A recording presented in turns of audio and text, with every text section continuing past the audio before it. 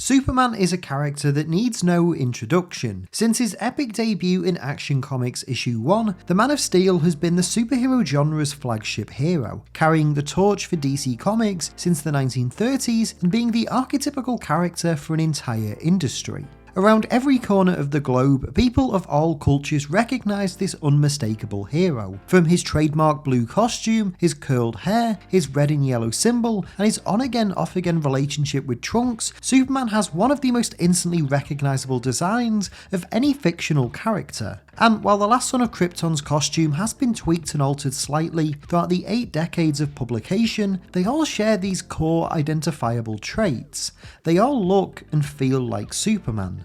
And then there's this. In the late 1990s, DC was suffering from an identity crisis. Only a handful of years removed from Superman's iconic death and subsequent resurrection, the company tried another bold attempt to reinvent their classic hero, throwing out everything we knew about Clark Kent and introducing a striking new look for the character. This new take on The Last Son of Krypton, the product of a team of writers including Dan Jurgens, Carl Kessel and Louise Simonson, proved to be a deeply polarising period in the character's illustrious history, as the company replaced Superman's classic powers with electricity-based abilities and his iconic costume was gone in favour of a blue and white containment suit. Today, Superman Blue remains one of the most controversial periods in the character's entire history, a tale of misguided ambition and reinvention gone wrong. Still, there remains a deeply fascinating tale behind this now forgotten status quo change, and in this video, I want to explain the history behind Electric Blue Superman, discuss the behind the scenes factors as to why this bold change to DC's biggest hero was made, and how this attempt to energise the last Son of Krypton almost blew up everything we know and love about Superman.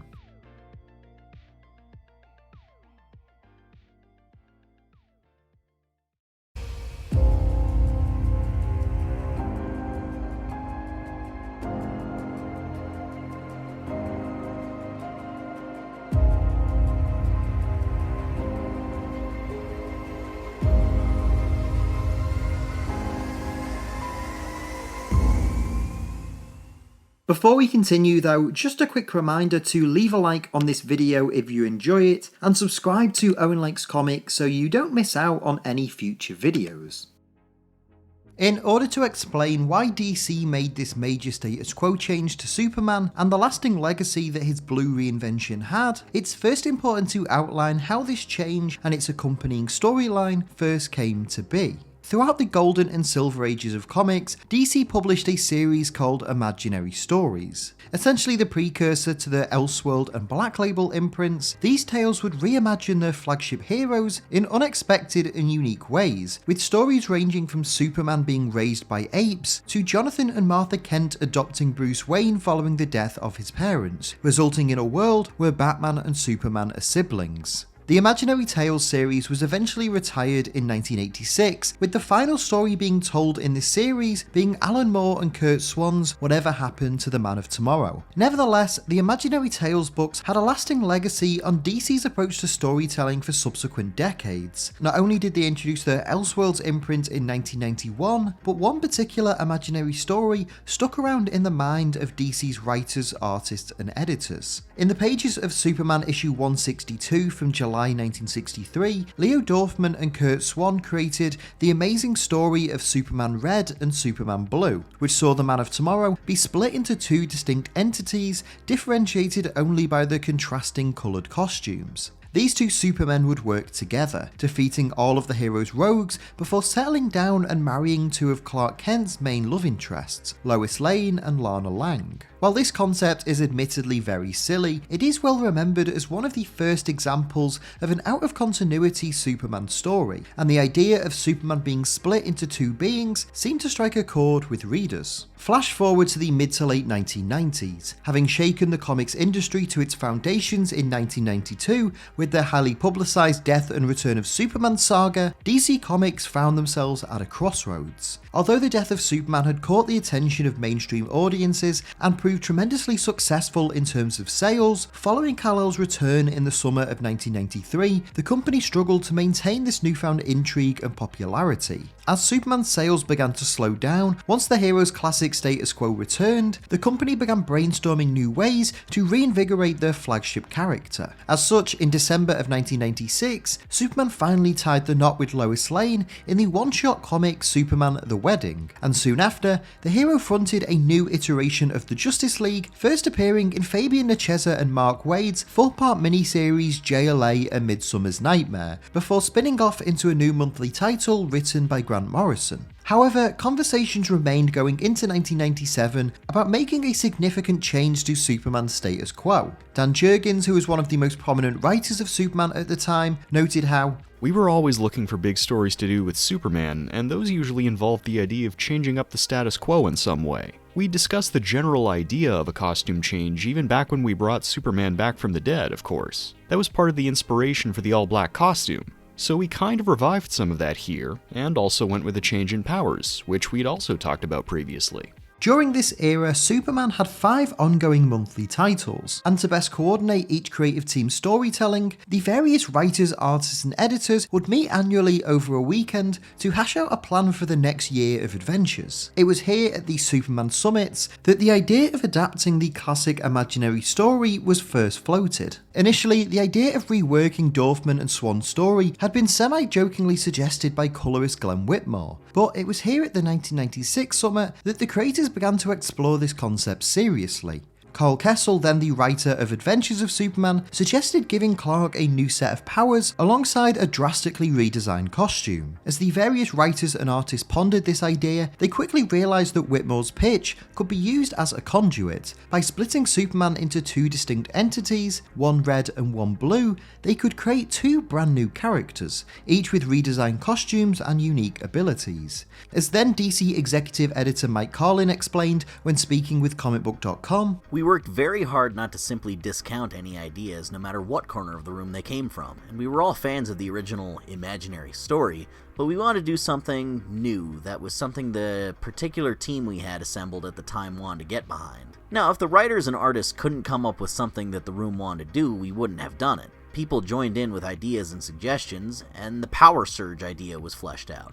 With the creative team of each Superman book on board with this pitch, the group quickly devised how to modernise this classic Silver Age story. Kessel proposed first giving Superman new energy-based powers, and through this he could somehow be separated into 2 distinct beings. Mapping out a plan for this story, which would begin in the pages of Superman issue 123 in March of 1997, the creators involved knew that this would be a gamble. Superman's costumes and powers are by far 2 of his most identifiable features, and for the most part have remained largely unchanged since he was brought to life by Jerry Siegel and Joe Shuster. Yet they believed that this idea was the right approach to re-energise Superman's titles and force the hero into uncharted territory, with Superman having to adapt to this new status quo and exploring how his relationships with both his supporting cast and enemies would change as a result. Initially, DC remained tight-lipped about their bold reinvention of the Man of Tomorrow, before slowly teasing the hero's new look throughout the fall of 1996. It was decided that their upcoming Final Night crossover, which began that November, would be the launching pad to introduce Superman's new abilities, with the hero becoming depowered in the book's conclusion after the Sun Eater temporarily extinguished the sun. While the sun is restored at the book's climax, Clark finds himself unable to absorb yellow sunlight in its aftermath, and as readers anxiously waited to discover Superman's fate,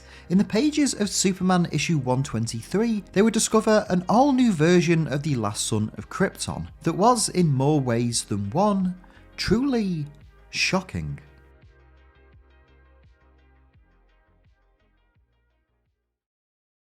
While the Superman Blue saga officially began in Superman issue 123, the important building blocks to this storyline began in the preceding issues. You see, following the conclusion of Final Night, Clark returns without any of his powers. Initially, he tries to fight crime without them, but quickly realises that he's ill-equipped to be the Man of Steel without his extraordinary abilities. Following a failed experiment with the Legion of Superheroes, which sees Superman use a LexCorp rocket to fly himself directly towards the sun, he's approached by Mr. Miracle and Big Barda of the New Gods, who seek his help on behalf of Metron. we learn that Metron's memories have been lost, and in order to piece together the cause of New Genesis' destruction, he needs to melt his suit's data core. As such, Superman and Metron boom tube to the sun's surface, and despite being attacked by a swarm of annihilators, the close proximity to the sun's yellow light suddenly re-energizes Clark, allowing him to fight off the villains and return home with Metron.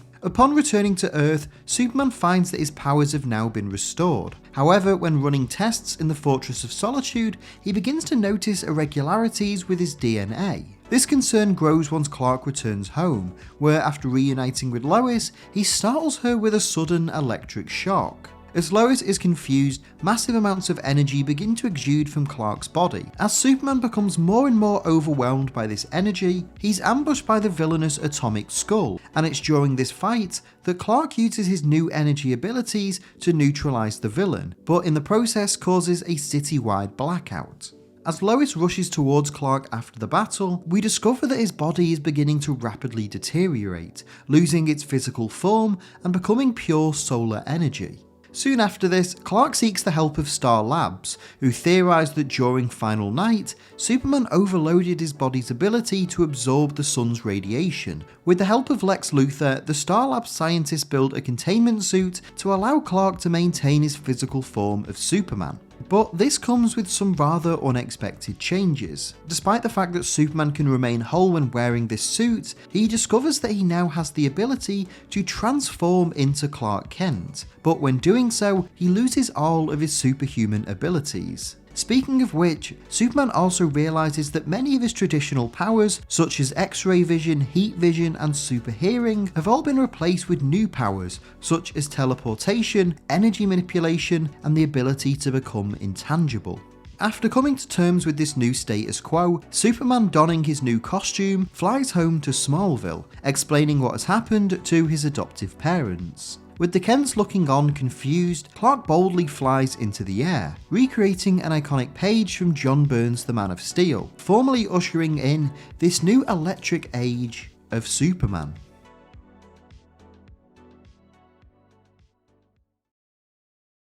Following his dramatic transformation in Superman issue 123, DC Comics were keen to establish the new status quo for the Man of Steel. In the pages of the hero's 5 monthly titles, we would see Superman come to grips with his new set of powers, encountering brand new foes such as Ceratax and Scareware, as well as unique takes on battles with existing adversaries. Electric Blue Superman would remain the norm for the rest of 1997, as readers were forced to grow accustomed to this new take on the last son of Krypton.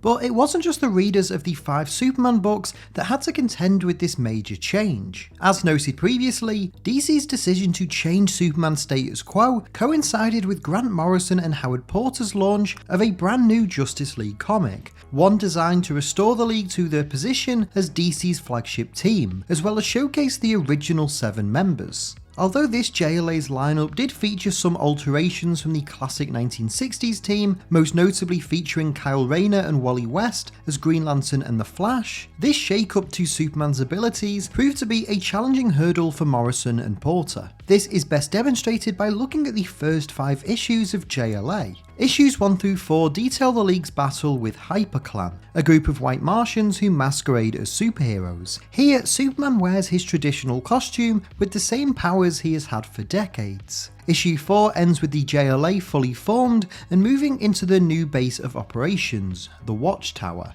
However, when issue 5 begins, Superman is now blue with his new costume and different powers. It's clear that Morrison and Porter didn't intend for this to be the Superman that they featured in JLA. However, despite it, they did incorporate the hero's new abilities in some interesting ways. Most notably in issue 7, the demon Abner-Gazer pulls the moon out of its orbit, causing Superman to use his energy powers to create a magnetic field around the moon and push it back into rotation. Whilst Morrison and Porter were forced to incorporate this new look Superman into the Justice League, the hero's creative teams began plotting out the next stage of this shocking reinvention. In December of 1997, DC released the one-shot comic Superman Red, Superman Blue, where the hero is captured and imprisoned by Hank Henshaw and the Toyman. Here, Clark finds himself trapped in a cage that slowly begins to drain away his energy, and upon attempting to burst out of his captivity, blue and red electricity begins to flicker throughout the cage. Superman seemingly emerges as normal as the cell explodes,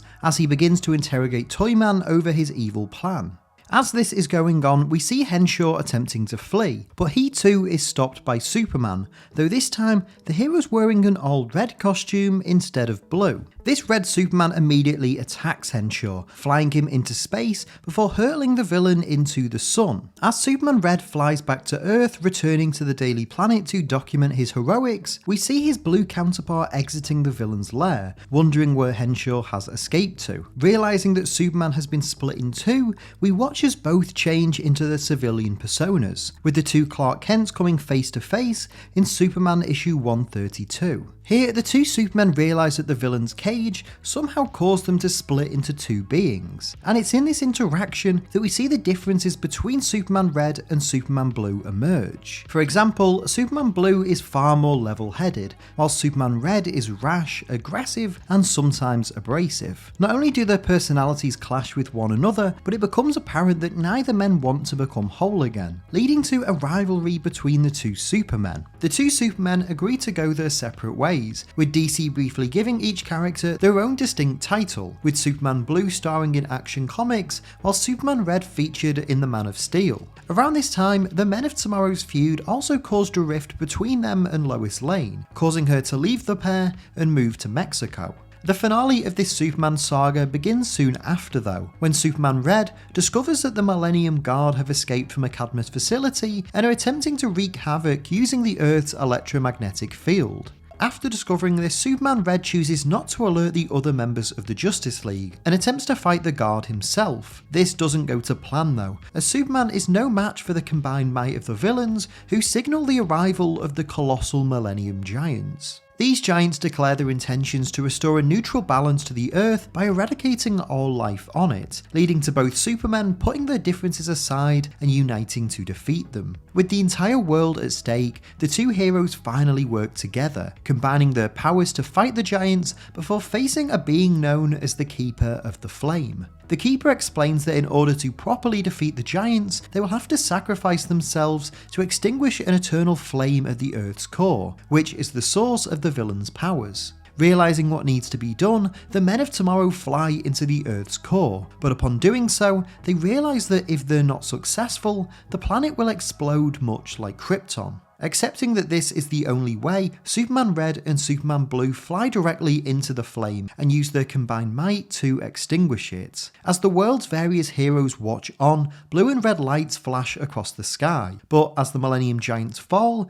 neither Superman is anywhere to be found. The final comic in this arc, Superman issue 135, ends on a cliffhanger, with the Justice League desperately searching for their fallen partners and fearing that Superman has once again died. Superman's fate is revealed the following month in the one-shot comic Superman Forever. Written and drawn by almost the entire Superman creative team, the story opens with Jonathan and Martha Kent stumbling upon an unconscious Clark Kent within a crater. The two take their son home, and as Superman begins to awaken, he explains his last memories, flying into the eternal flame to prevent the planet's destruction. We notice immediately that Superman's electrical form has now gone, with the hero theorising that the explosion united his two fragmented sides and somehow restored his old powers. Attempting to test this out, Clark walks out of the house, picking up a tractor with a single hand and asserting that his old abilities are back. No longer bound by his energy-based form, Superman dons his classic costume,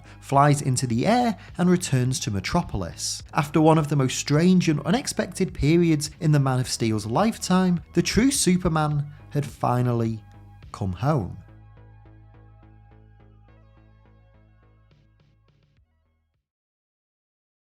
Following the release of Superman Forever, the Man of Tomorrow was restored to his classic form. In the aftermath of this one-shot story, the hero's world would return almost entirely to normal, with the subsequent issues of Superman's comics focusing on re-establishing his status quo while providing little explanation as to how his battle with the Millennium Giants both made him whole again and restored his original powers. Instead, in the aftermath of Superman's return, DC would build to a rematch between the hero and Doomsday. At the same same time, Morrison and Porter's JLA comic would climax with the classic blue and red Superman leading an army to save the world against the monstrous Mageddon. One final tale of Electric Blue Superman would be told in March of 2000, when in Superman issue 154, he returns to his energy-based form after being forced to absorb a massive amount of energy by Brainiac. This return is incredibly short-lived though, as Clark is able to return to his normal state in the next issue. Nevertheless, this story seemingly closes the book on Superman Blue and firmly established its place in history as Superman moved into the new millennium. Despite the fact that DC have often attempted to overlook this period of Superman's history, it doesn't mean they haven't tried to incorporate the idea of Superman Blue and Superman Red into several other characters. In fact, as early as 1999, the company attempted to spin both the powers and design of Superman Blue onto a brand new character. In October of that year, DC introduced the Strange Visitor. This character was Sharon Vance, a childhood friend of Clark Kent, who, after being struck by lightning, merges with the cosmic being Kismet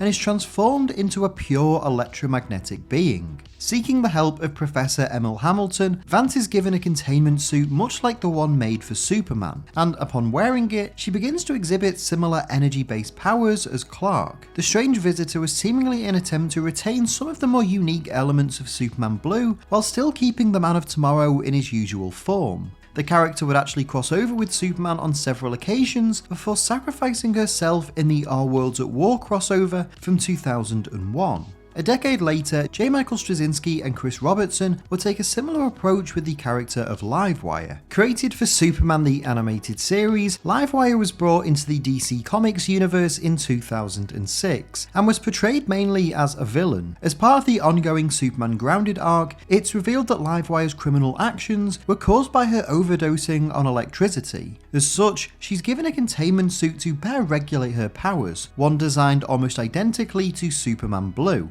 And after donning it, she fights alongside Superman as a hero. And finally, in more recent years, DC have attempted to incorporate aspects of both Superman Red and Superman Blue with other characters more closely related to Clark Kent. In 2016, following the death of the New 52 Superman, Lana Lang became Superwoman, gaining energy manipulation powers due to the Man of Steel's death. Alongside these powers, Lana donned a red and white costume akin to the short-lived Superman Red design. Meanwhile, earlier this year, John Kent also began to exhibit electrical abilities of his own as a result of the Lazarus Planet crossover, with the young Superman seemingly on the verge of his own energized reinvention. Although DC has tried to keep the idea of Electric Blue Superman around in some form, the legacy of this original storyline remains up for debate. Looking back at the entire Superman Blue saga from Final Night all the way up to Superman Forever, I have a lot of conflicting feelings about this period of storytelling. The 1990s as a whole was a decade of immense change for many superheroes. Virtually every big character of both Marvel and DC experienced some sort of creative shakeup. Superman was definitely no exception to this, and his new look and powers in the summer of 1997 were designed to surprise readers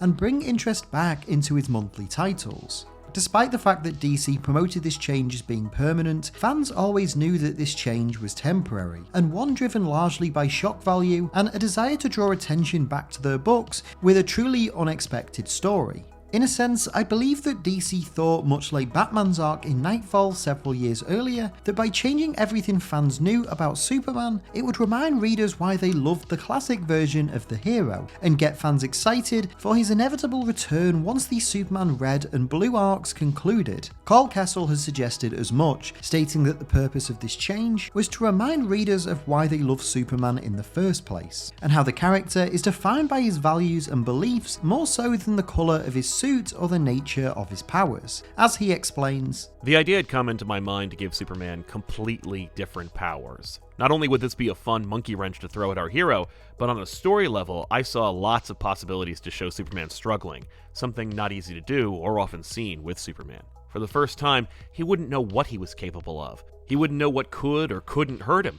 I liked the idea of showing Superman learning, pushing himself, sometimes failing because, well, that didn't work. It also gave us the opportunity to give fights with old enemies a new twist. In the end, though, the real point of the arc would be, it isn't the powers that make Superman who he is. It's Superman himself." And while in theory I think this is a genuinely interesting concept, I don't think it necessarily worked in execution. Partly due to the writers having to tell this story across 5 monthly titles, the entire Superman Blue storyline felt incredibly slow and drawn out when reading it back. Even once Superman gained his new powers in May of 1997, very little actually happened in the hero's books until he split into 2 entities that December. While he does battle Metallo, Morgan Edge, and Ceratax, these stories don't feel like they could only be told with this redesigned Superman. They mostly feel like regular Superman stories from this era that just so happen to feature an all-new version of the Man of Steel. This is ultimately one of my biggest frustrations with this period of Superman comics. Outside of a handful of interesting moments, it never felt like the writers took full advantage of the changes they had made to the beloved hero. And once Clark returns to his usual form in Superman Forever, the response wasn't that of jubilation for the return of the old blue and red Superman, it was more one of relief, glad that this experiment was now over, as DC began to distance themselves from the previous year of storytelling and barely even spent time explaining how Superman became whole again. All that seemingly mattered was that the Superman we know and love was back. And the fact that the company was so eager to move on from Superman Blue reflects the overall legacy of this storyline.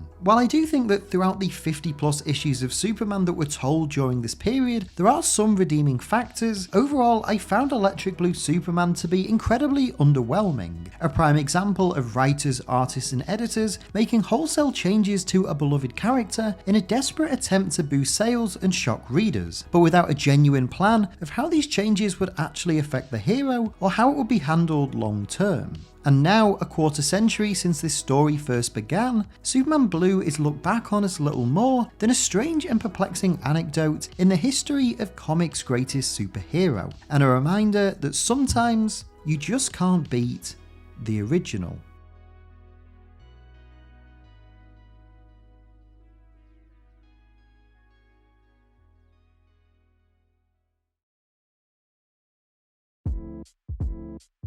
Hey everyone, thank you so much for watching today's video. I hope you enjoyed it. If you did, please make sure to leave a like on this video and leave a comment down below as well. Let me know your thoughts on everything we talked about in today's video. I can't wait to hear what you have to say as always.